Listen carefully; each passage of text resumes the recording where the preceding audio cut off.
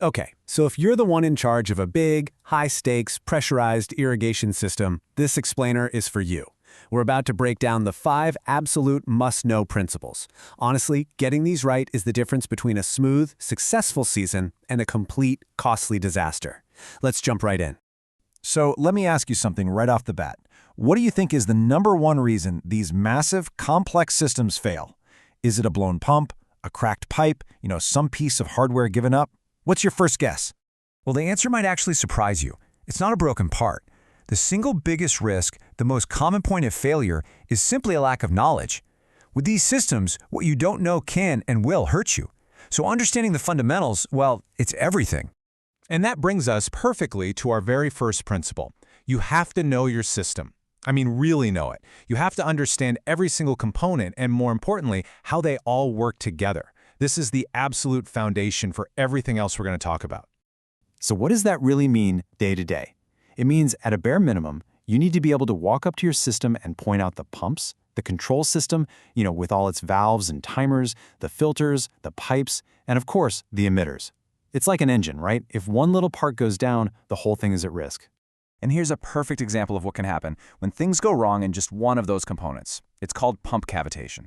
Basically, tiny bubbles of vapor form and then violently collapse inside the pump. It's like setting off thousands of microscopic explosions that literally eat away at the metal. It leads to catastrophic failure and a seriously expensive repair bill. Here's another monster you have to respect: water hammer.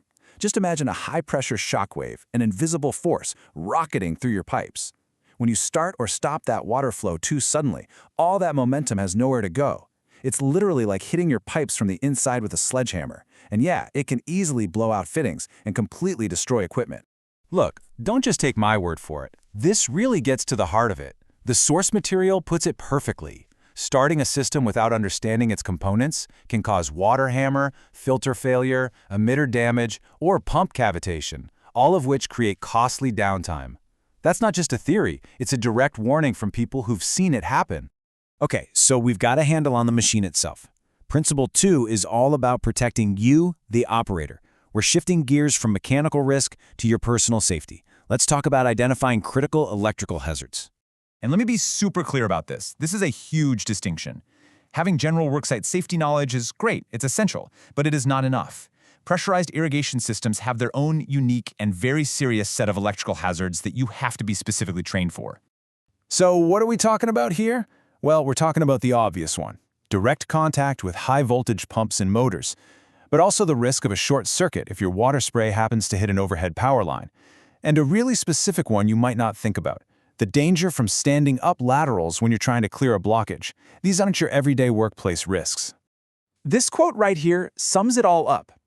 Irrigation systems combine high-voltage electrical components with water, a combination that creates electrocution risk if hazards are not understood and managed. Folks, there is absolutely zero room for error here. Your life literally depends on knowing these specific dangers inside and out. All right, so we've covered the system and we've covered operator safety. Principle 3 zooms out a little to look at the environment itself. You absolutely must understand the relationship between soil and water. This table shows you exactly why this is so critical. Just look at the difference between sand, loam, and clay. Sand lets water rip right through it. It's got a super high infiltration rate, but it can't hold on to water for long. Clay is the total opposite. It holds a ton of water, but it absorbs it incredibly slowly. If you use the same watering schedule for both of those soils, you're either going to create a desert or a swamp. You have to know what you're working with. And to really manage that, you've got to learn to speak the language of soil moisture. You'll hear terms like field capacity. That's just the max amount of water the soil can hold. Then there's wilting point, which is pretty self-explanatory. And the sweet spot in between is readily available water. You also have to factor in evapotranspiration. That's all the water lost to the atmosphere. These aren't just fancy words, they are the dials on your dashboard for making smart irrigation decisions. And getting this wrong, it has huge consequences. Applying the wrong amount of water doesn't just waste your money and your energy, it can actively damage your plants. And even worse, it can harm the environment through things like nutrient runoff. Getting this right is a huge part of being a professional. Okay, time to get our hands dirty. Principle number 4 is all about mastering your pre-start system checks. This is where all that knowledge we've been talking about turns into real-world action. I absolutely love this analogy. Your pre-start check is the system's pre-flight checklist. Seriously, a pilot would never, ever dream of taking off without it, and neither should you. Skipping this step isn't a shortcut. It's a gamble you just can't afford to take. So what's on this all-important checklist? It's a really logical flow. First things first, confirm your resources. Do you actually have water, power, and fuel? Simple, right? Then, you got to prime your pumps correctly to avoid that cavitation we talked about. Next, follow the exact valve sequence to prevent water hammer. After that, calibrate your equipment for accuracy, check that your emitter spacing is what it should be, and finally, confirm the whole control system is online and ready to rock. It's a system, and it prevents failure. All right, home stretch. We're on our final principle. The system is up and running, but your job is far from over. Principle 5 is to monitor, manage, and shut down the right way. Look, being a professional operator means being an active operator.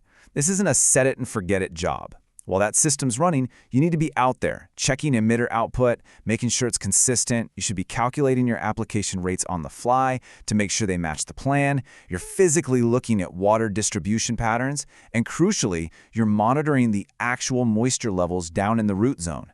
This is how you catch small problems before they become massive disasters. And how you finish the job is just as critical as how you start it. This means following the proper shutdown sequence every single time to prevent damage. It means performing any required flushing procedures to keep the lines clean. And finally, it means recording and reporting all your irrigation activities. That data is gold for future planning and maintenance. So, let's just pull all this together. What have we learned? It really boils down to these 5 core responsibilities. Number 1, know your system like the back of your hand. 2, identify every single hazard before you even think about starting. 3, understand the environment, the soil and water you're working with. 4, master those pre-start checks, no exceptions. And 5, monitor and manage that system actively from startup to shutdown. You see, following these 5 principles isn't about ticking boxes. It's about making a shift. From being someone who just turns a system on to being a professional who operates it with real skill and foresight. So the final question is for you. Are you ready to operate with confidence?